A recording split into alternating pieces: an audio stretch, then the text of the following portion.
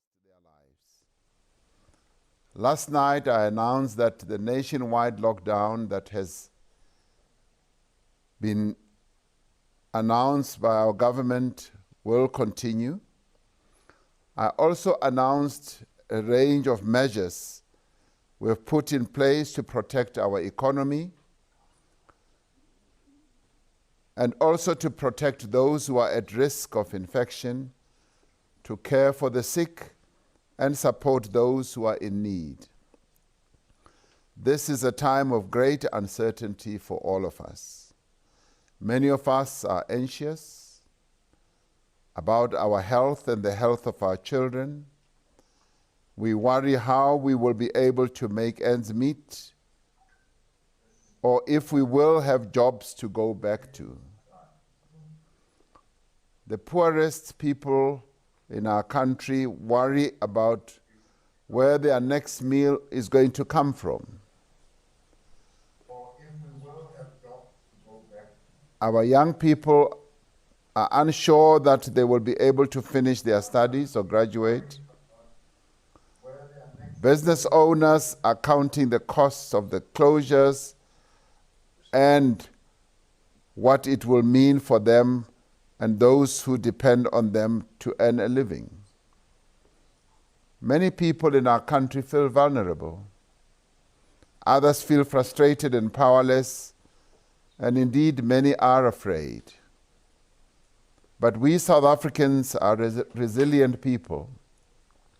We endure the worst, and we have indeed in the past endured the worst excesses of a dark past, and we were able to emerge, but we emerged united and strong.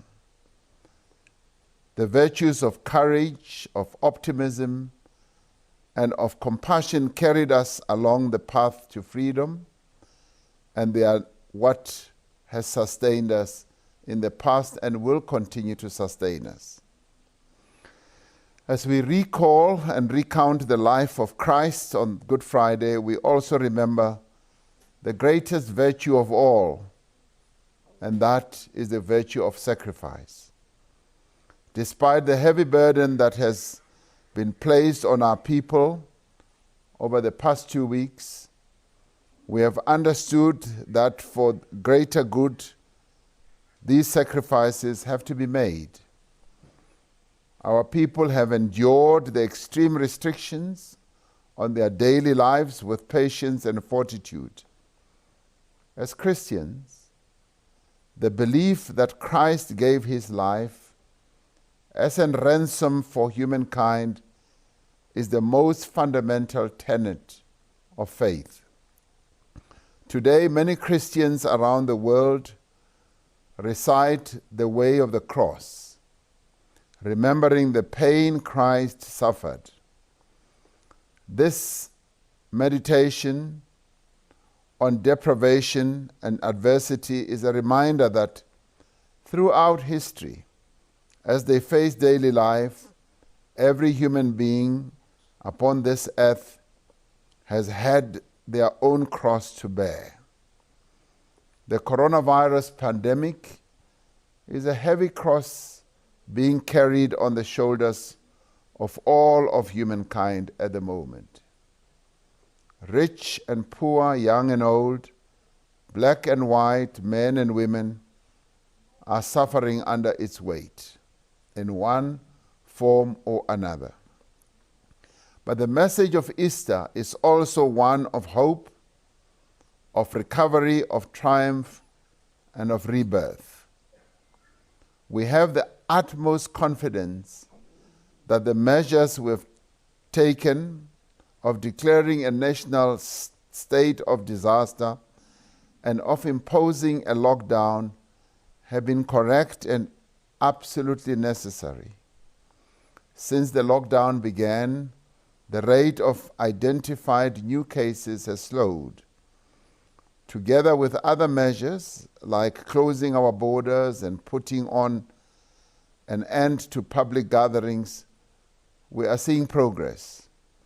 If we continue to observe social distancing and proper hygiene, if we continue to scale up detection and testing to ensure those who need medical care get it, we will be able to turn things around. The faith community has played a vital role in supporting the national effort to contain the virus, and for this we thank each and every one of you in the faith community. It has not been easy. Worshipping in congregation is a source of strength and comfort to many. It has been hard for those who have lost loved ones to be unable to attend their burials. Couples wishing to marry have had to postpone their plans, but you have endured with patience, and for this we thank you. In the true spirit of Christian fellowship, you have extended a hand to the poor, to the sick, and to the hungry. You have continued to pray for those who are in the front line of fighting this virus. And you have also continued to, some of us who are in leadership positions. A few days ago, Archbishop Makgoba prayed for me as president over the telephone, and I felt comforted, strengthened, and encouraged by that prayer. The pastoral and charity work by our Christian community has been a lifeline for many of our people in their hour of need and comfort in their time of sorrow. On behalf of all the people of South Africa, I do thank you. As we are reminded in the scriptures, blessed are the merciful, for they will be shown mercy. And blessed are the pure in heart, for they shall see God. We have a long and difficult journey before us. If we are to emerge victorious, we must remain vigilant. We have to continue to comply with the restrictions that are so necessary to preserve human life in our country. We have to take the greatest of care of our own health and the health of those around us. We have to expend our every effort and energy to ensure that this period of hardship does not leave our economy in ruins. We have to give support to those who need our help in any way that we can.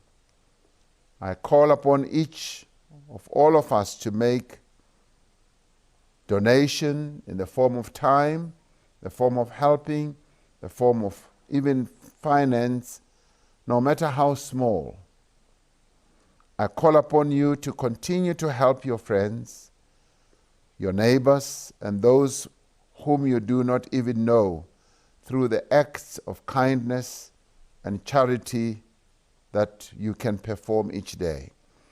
This is the time of great trial for our country. We will at times find ourselves